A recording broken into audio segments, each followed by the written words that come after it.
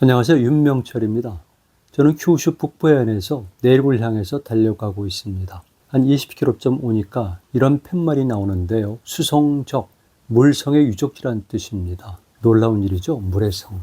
저 멀리 보이는 것이 바로 뚝같이 보이지만 실제로는 수성의 흔적입니다. 이것이 수성의 원래 모습입니다. 최근에 이것을 이렇게 그렸습니다. 왼쪽은 성 안쪽이고요. 그리고 오른쪽에 물이 있는 곳은 바로 해안 쪽입니다. 여러분들 이걸 보면 금방 감이 잡히죠? 오른쪽 바닷가에 상륙한 적들이 오다가 물이 차 있는 곳에서 멈칫하게 됩니다. 그렇다면 바로 이 앞에 좁은 곳에 차단성을 쌓아놨는데 여기서 공격을 가하는 것이죠. 이게 바로 수성체제입니다. 그러면 단순한 해저의 기능과 별 차이가 없죠. 그런데 여기에는 놀라운 비밀이 숨겨져 있습니다. 평소에는 이 오른쪽 부분에는 물이 차 있질 않습니다. 그리고 안쪽에 물을 채워놨다가 특별한 경우가 생기면 저기 가까이 오거나 저걸 수상시킬 목적으로 두 개의 목통을 통해서 물을 한꺼번에 흘려내리게 되면 여기 물이 갑자기 차오르면서 저기 수장될 수가 있죠. 오른쪽에 보면 폭이 한 60m 정도가 되고요. 깊이가 4m 정도가 된다고 그러니까 말은 물론이고 사람도 올 수가 없는 구조죠. 이 지도를 보면 왜 수성이 필요한가 이런 구조로 되어 있는가를 알 수가 있습니다. 왼쪽 상단부에 보면 학가다만으로 되어 있죠. 신라와 당나라의 연합군이 아마 주력군이 신라군이겠죠. 이들이 상륙한다면 이곳입니다. 그래서 안쪽을 향해서 전진해 들어오는데요. 이미 전쟁 상황은 이렇게 변동이 됐습니다. 660년 여름에 백제 사비성은 함락을 했고요. 뒤를 이어서 200여 성이 막바로 다시 복구운동을 펼쳤습니다. 그런 과정 속에서 661년에 일본 열도, 즉 외국에 가 있었던 의정왕의 아들인 부여풍이 귀국을 합니다. 그리고 본격적으로 백예연합군이 편성되면서 나당연합군과 백제 영토에서 치열한 전쟁을 벌입니다. 662년도에는 외국군이 상당히 많이 오고요. 그리고 외선들이 참전하게 되는 겁니다. 이렇게 전쟁을 벌이다가 663년에 가면은 주류성 전투에서 결국은 백예연합군이 패배하고요. 이 백강전투, 일본 서기에는 백촌강으로 되어 있는데요. 백강전투에서 수전이 벌어진 겁니다. 이때 약 1000여 척의 외선이 참전을 했고요. 백예연합군 1000여 척과 그리고 나당연합군의 수군이 공방전을 펼쳤는데 유감스러웠는지 어땠는지 모르겠지만 약 400여 척의 외선들이 불살라지고 여기에는 아마도 백제 유민들도 상당히 많이 전사했을 겁니다. 그리고 이들은 본격적으로 일본 열도로 퇴각하면서 kyushu 북쪽에 방어체제를 새로 구축하게 됩니다. 그 이전에는 병력을 파견하는 곳이었으니까 해안가에 군사시설이 있었는데요. 이제는 나당연합군의 침공이 급박해지니까 이 방어체제를 보다 안정적으로 확보하기 위해서는 내륙으로 깊숙이 들어올 필요가 있었던 겁니다. 그래서 보시는 것처럼 이렇게 넓은 개활지에서 남쪽으로 내려오다가 좁아지는 곳이 있죠. 병목에 해당하는 곳입니다. 그리고 병목 안쪽에 가면 다시 넓어지는데 넓어지는 곳에는 태제부라고 하는 종합방어사령부를 구축하는데 이게 대단히 중요한 방어 총사령부이고요. 그리고 이 긴장감이 끝난 다음에는 일본의 서경, 즉 서쪽 수도라고 해서 모든 정치 외교 기능을 담당한 곳입니다. 그리고 바로 바깥쪽에 보면은 병목에 해당하는 곳에 조그만 선이 그어져 있죠. 이것이 바로 수성입니다.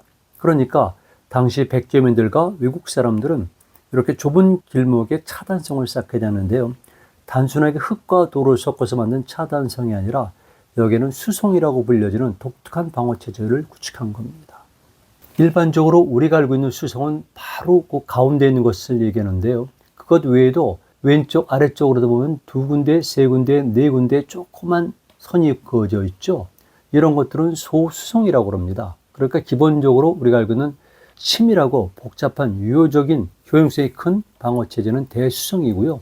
단순하게 벽을 쌓은 차단성들도 있죠. 이래서 완벽하게 이 성을 기준으로 해서 학가다만과 태제부가 있는 안쪽을 막는 토루가 완성된 겁니다.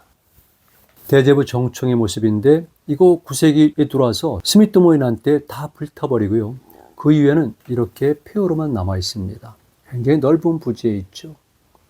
그리고 이 태제부로 연결되는 곳은 대야성이 있는데요. 조금 더 오른쪽에 보면은 대야성이 있기 때문에 대야성이 위에서 이 대제부를 보위하고요. 그리고 대야성 끝자락과 수성이 연결되고 또 수성의 서쪽 끝은 다른 곳과 연결이 되는 겁니다.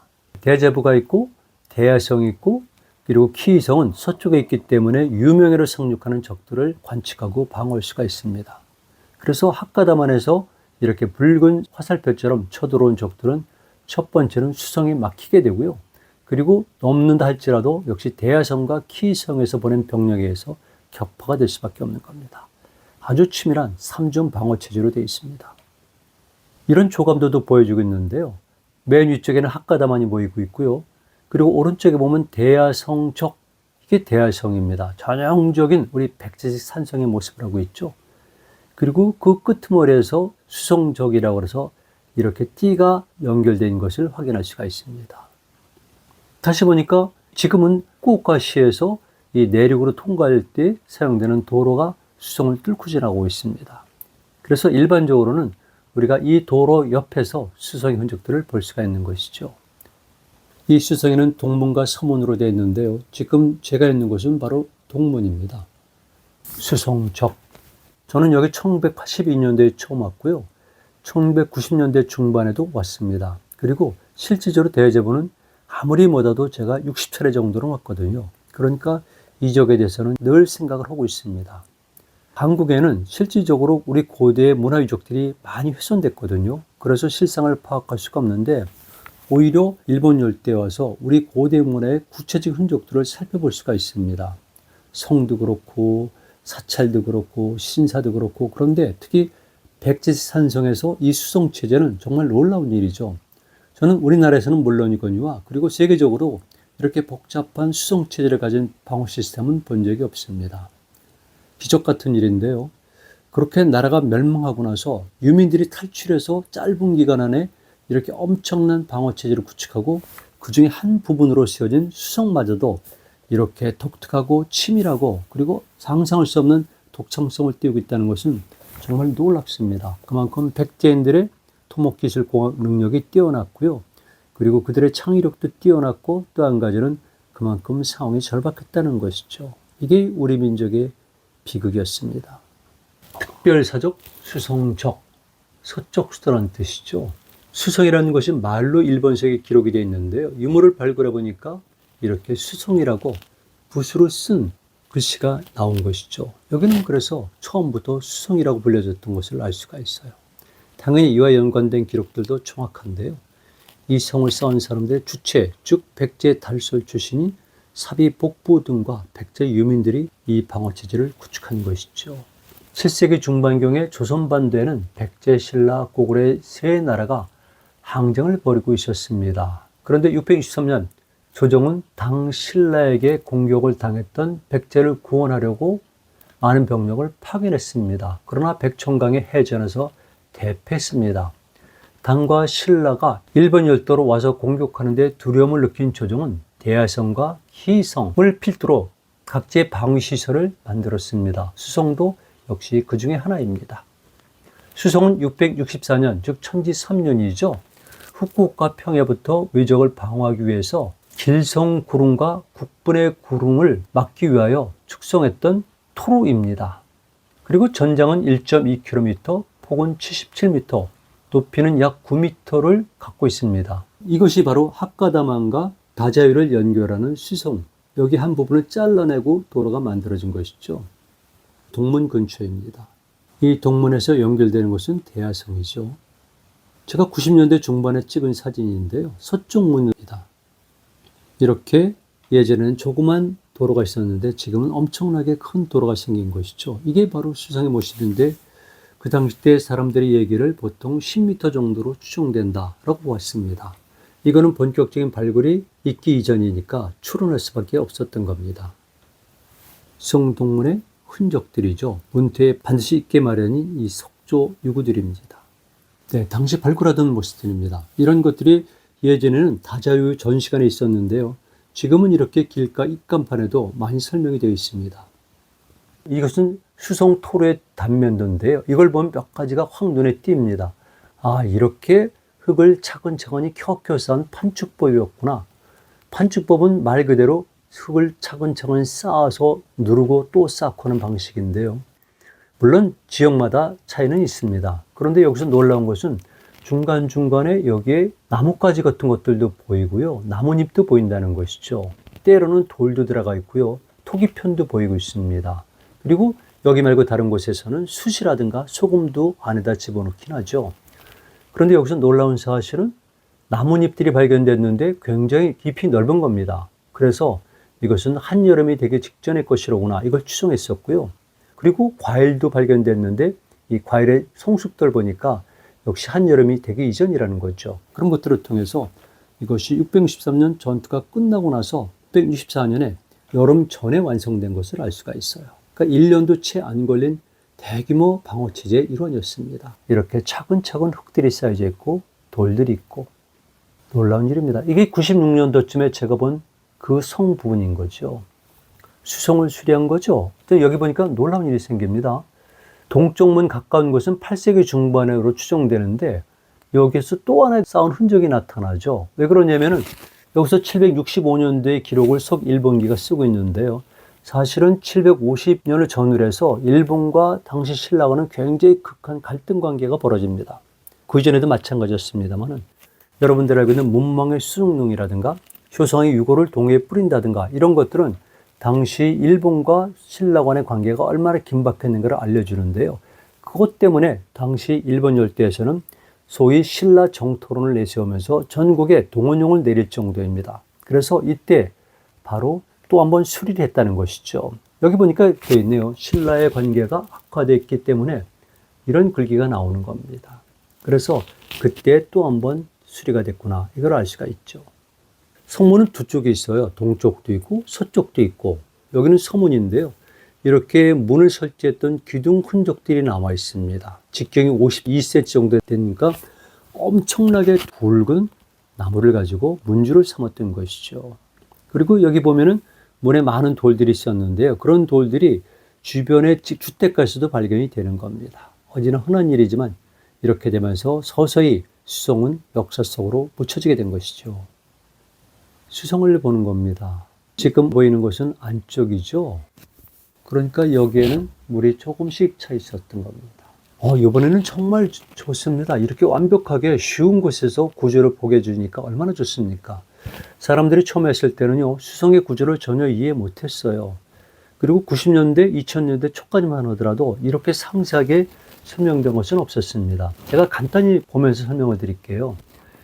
전체적인 도면을 보도록 하죠. 왼쪽이 본청이 있는 다자유 쪽입니다. 그리고 오른쪽이 바로 바닷가 쪽인데요. 이렇게 가운데가 폭 튀어 올랐는데 이곳이 지금 우리가 보는 둔덕입니다. 그래서 높이는 9m 정도라고 그러는데 실질적으로는 10m가 넘는 약 13m 정도가 되는 것이고요. 왼쪽에 보면은 이렇게 길게 아래로 내려가는데요. 이 폭이 80m가 되는 거죠.